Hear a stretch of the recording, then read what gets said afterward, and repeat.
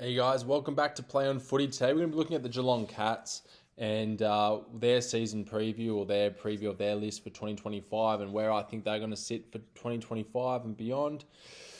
And also, if you haven't already, hit the like button and subscribe button if you are looking for an AFL YouTube channel that does trade talk, that does predictions, that does previews, that does AFL fantasy as well, and a bit of AFL news here and there, then smash that subscribe button. This is the right place for you. But yeah, look, the Cats, they had an okay year. They were pretty busy in the off-season trying to nab two prize recruits. They got one, Bailey Smith, and also Clayton Oliver. Now, I don't believe Clayton Oliver situation is dead in the water. I think that's still very much alive going into the 2025 trade and end of year trade talk. So I definitely would be watching that like a hawk throughout the year. Obviously going to be looking at Clayton Oliver's form as well. But nevertheless, let's get back to the Geelong Cats. I think, look, the Cats as a whole are just an absolute marvel. I mean, if you had said to me that the Cats would win the 2022 grand final, I would have laughed, and they did. And then they've just been so consistent. They've been playing finals like very consistently. And they only just lost, I think, to the Brisbane Lions at the MCG, and I think it was by 5 points or something. So it was a very close game. Unfortunately, they had Max Holmes go out with a knee injury or something like that, or a hamstring, I think it was. But nonetheless, the Cats are a very good outfit. They may be a bit on the older side, but they do have a great list manager who just somehow gets these players from other clubs that clubs just don't know what to do with anymore, and they transform them into these absolute elite AFL players. And you'd like to hope that they do the same there with Bailey Smith, who unfortunately missed the whole of last year with the ACL injury from the Bulldogs. But, overall, I think the Geelong Cats could go for another finals berth. I mean, look, I'm not going to say they're going to win a grand final, or they're going to, but they could potentially, back up last year's performance and play more finals. And really, they've got the sky's the limit. They've still got Jeremy Cameron in the side. They've got an up-and-coming ruckman in Toby Conway. They've got Bailey Smith now. They've got Tanner Bruin, who's climbed the ranks within the Geelong Cats Football Club.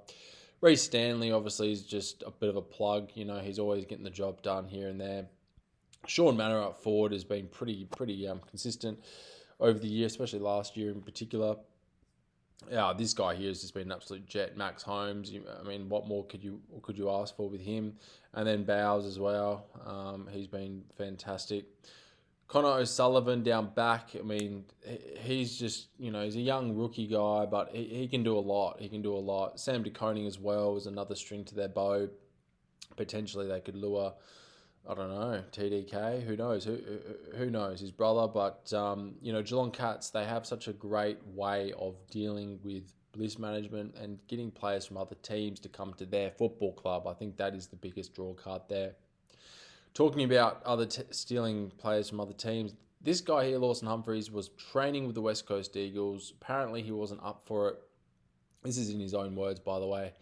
And he just didn't train hard enough, wasn't ready enough, and so he was overlooked by the West Coast Eagles, picked up by the Geelong Cats. The rest is history. This guy last year had a standout year off half-back and will continue so this year, I believe. Lawson Humphries is that sort of operator where, he can just grab that ball and run off half-back and run all day, and he just disposes of the football so well. It's really pleasing to see and really exciting to see. And I'm looking forward to it in 2025, to be honest with you. What about you guys? Comment down below. Are you looking forward to seeing this guy next year? I sure am. Tyson Stengel had an okay year as well, but he's very dangerous small forward, coming from the Adelaide Crows. And, he was one of those great success stories of the 2022 winning grand final.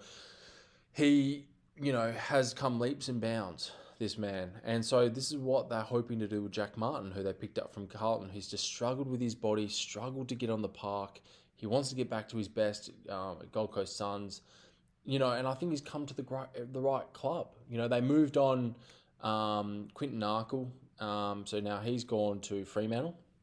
and they've gone and picked up Jack Martin. So they're just trying to fill up their team with these already made AFL players, but they might not be performing the best, but they want to instill in them good footy practices, get them in the mould of the Geelong Football Club, and the rest is history. And this guy could, watch this space. He could come up and do some exciting things with, with Tyson Stengel. Who knows? But the sky's the limit with that guy. Mitch Duncan's gone around another time. He's the veteran. He's doing a really good job at the moment within the Cats' defence. And so is Jed Hughes. I mean, he's a guy that, is pretty stable sort of guy, pretty heavily relied upon, but gets the job done. This guy here, Ollie Dempsey, the winner of the Rising Star, award. He basically nudged out Sam Darcy, as well as Harley Reid. Obviously, both of them were not eligible. And he also nudged out Darcy Wilson from St Kilda. So he, for mine, is going to be very, very interesting in 2025. I mean, he and Lawson Humphreys really are the youth that has generated such force within the Geelong Football Cats, Geelong Football Club's sort of, I guess, energy and the way they present with the football and stuff like that. It's putting guys like Cam Guthrie and Mitch Duncan and there's another well-experienced midfielder here,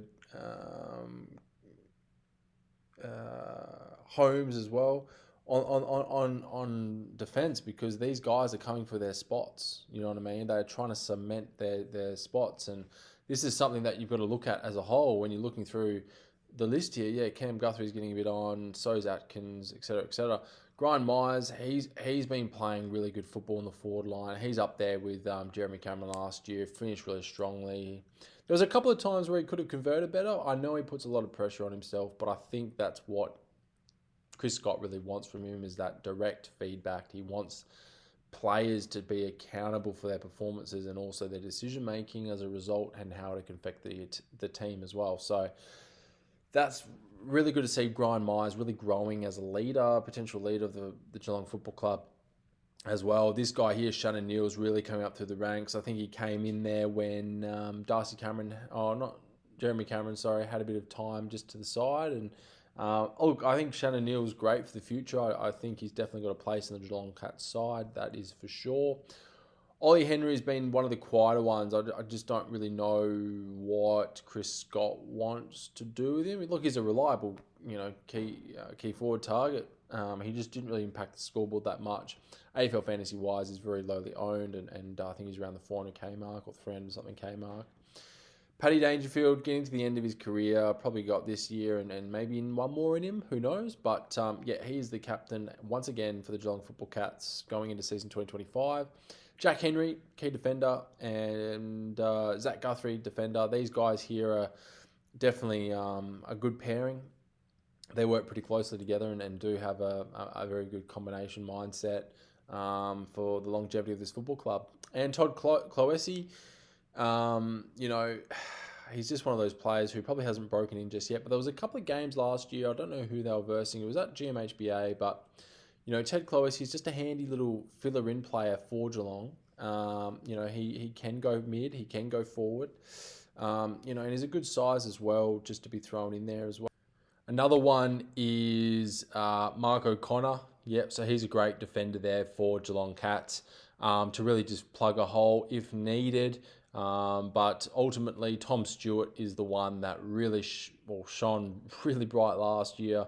I guess because they didn't really have that many solid midfielders that could contest as hard as he did for the football and win it. And also running off half-back as his, his bread and butter. The Cats really needed that quick ball movement, and that's what Stewart allows and provides, and definitely gives people up for like Brad Close a greater opportunity of converting. Ultimately as well, Mark Blitzarves, he's been in the game for a while and played for the Cats for a while now. He had a bit of time inside the midfield as well, and he's such a mobile big man that he can do, pretty much anything, especially for Stanley, or when Stanley was out for a bit of an injury. He had to come in and plug that hole with Conway, but obviously Conway is still developing as a ruckman. So between Stewart, Blitzarves, These two did combine pretty well, but obviously Stewart had way more midfield time to help out the rest of the team. But I do suspect that Conway will get more minutes than Blitzarves, and Blitzarves, he could play wing. Who knows? He's that adaptable big man that anything's possible. But what do you guys reckon? Comment down below, like, subscribe. Where do you see the Geelong Cats finishing up? Where do you see Bailey Smith? Is he going to really be the saviour that Geelong are hoping for in that midfield there? And is that going to allow Tom Stewart to be freed up a bit more, as well as Holmes to go sort of further up the ground, perhaps? Who's gonna flounder? Who's not gonna get into the team? Who's gonna struggle?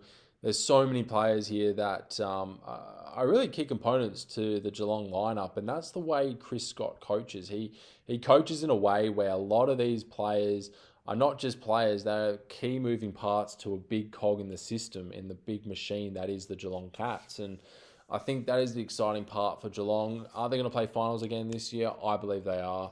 Where they're going to finish? I think they're going to finish fifth this year. Probably not a top four, but I think fifth is where I have them pegged at, just because of their inclusion of Bailey Smith. And I think, they can go again. I think they were so close at beating the Lions at the MCG that, anything's possible for these guys. And they've got a lot of aging stars that will really want to have another crack at the top again. And I'm not going to discount it with Geelong. What do you guys reckon? Comment down below, like and subscribe. I'll see you in the next one.